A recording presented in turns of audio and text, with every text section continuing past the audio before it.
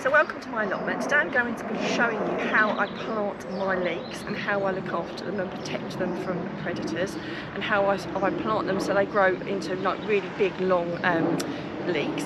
So if you've not already subscribed to my channel, if you could please do so, because I'll give you lots of helpful hints and tips all throughout the year from my home garden, my allotment, and also my home kitchen. Now we're in June now. I started my leeks off at home in a tub. It's the way I recommend to do it. My dad always did it. I always find it much better because if you put them in a pot like this, you've got a lot of depth for the roots to go down, because that's obviously with leeks, you want things to go down, don't you? So and also when you don't put the soil right up to the top, so it means they've got some, you know, they can be kind of like supported up a little bit, because they can limp down a little bit, and it just gives them a little bit of extra protection, and it's worked really well for me. So I've dug over the ground where I'm going to put my leeks.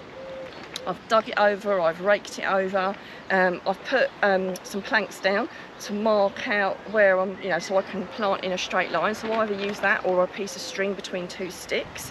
So the other thing you'll need a dibber to dib them down into the ground. So there we go. Oh, and a pair of scissors. Don't forget a pair of scissors to trim the roots off, and I'll show you how that all works. So first of all, I need to obviously take them out of the pot. So obviously be careful when you take them out, and you literally just pull them apart. I know it seems really, you know, really rough to do this, but it works, and it's actually much easier than you think it is. So you gently pull them apart like that, and then just gently take them away from each other. So just gently separate them, and I'll separate a few here. I won't separate them all in one go, but I'll just separate a few so I can just get a few of these in. What I do is I will also sow the larger ones first, and then if I've got room, I'll start sowing the smaller ones. So these ones that look a little bit bigger, I'll go for those ones first, as you can see here. So I've gently teased a few apart, like so.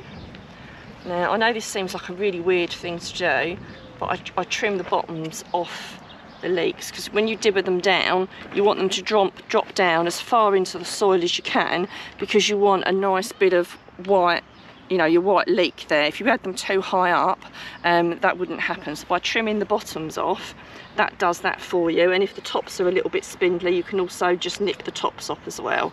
That also benefits them. Like I say, I know it seems really odd, but my dad always did this, and he always had really amazing leeks. So I think someone who knows what they're doing, who's grown good leeks, is a good person to follow. So gently top and tail them, like so.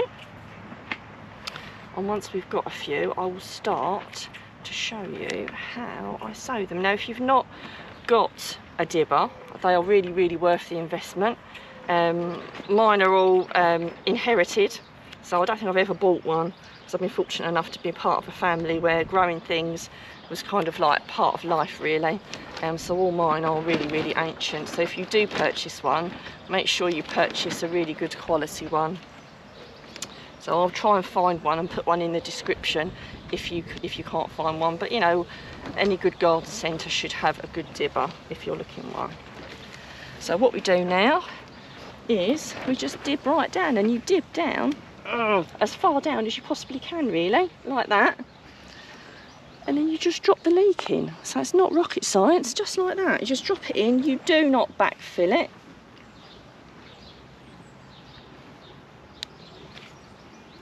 So there we go again. I've been very fortunate. We've had some rain just as I was digging it, which has meant that the hole stays open. If you get to the situation where you're pushing your dibber down and the earth's just flooding back in again, get a watering can with a rose on it and just water up and down, just to soak it, so that you can form these lovely holes, because this will enable your leeks to swell out more. Because obviously you'd really like your leek about the size of your dibber, wouldn't you, really? So this is why it makes so much sense to do this. So like I say, I'll get a few in, and then I'll show you a little bit more. So the leeks are all planted, and there's a couple of really important things that you must do now.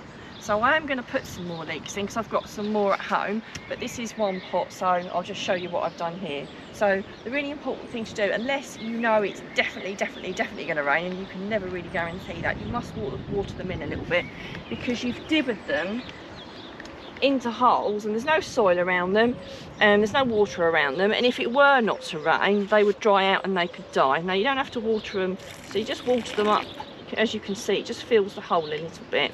Now, really important, and I will emphasise this again, you do not earth these back in, because the whole idea is that they've got a nice loose hole for them to naturally backfill. Now the soil will just fall back in gradually over time, but you don't want it getting compacted, so you just gently water them through the hole just to make sure that the roots have got some moisture on them, so that they obviously take hold. So there you go. I'll finish watering these before I go, but like I say, do remember to water them. So the other thing that I do now, and I haven't done it every single year, but last year I planted all my leeks. They all looked absolutely beautiful, and occasionally you get the odd one pulled out. When I came back, loads of them had been pulled out of the ground. Now I didn't know whether it was birds, squirrels, or quite frankly what it was. So now I cover my leeks when I initially put them in. You don't cover them long term because you're not trying to protect them from anything long term, but initially when you've just put them in the ground, and they would be really easy for a bird or a squirrel or something just to whip them back out again, I do cover them with a little bit of this netting. So I'm going to just gently lie some of this over them gently just before I go, and then once I know that the leeks are secure in the ground, because it's rained a few times and they've rooted themselves in a little bit, I'll take it off. But it's well worth, if you've not already got this. As you can see, I use this scaffolding net all over my allotment. I either do it single layered, or if I'm trying to keep butterflies out, I double layer it as an extra line of security.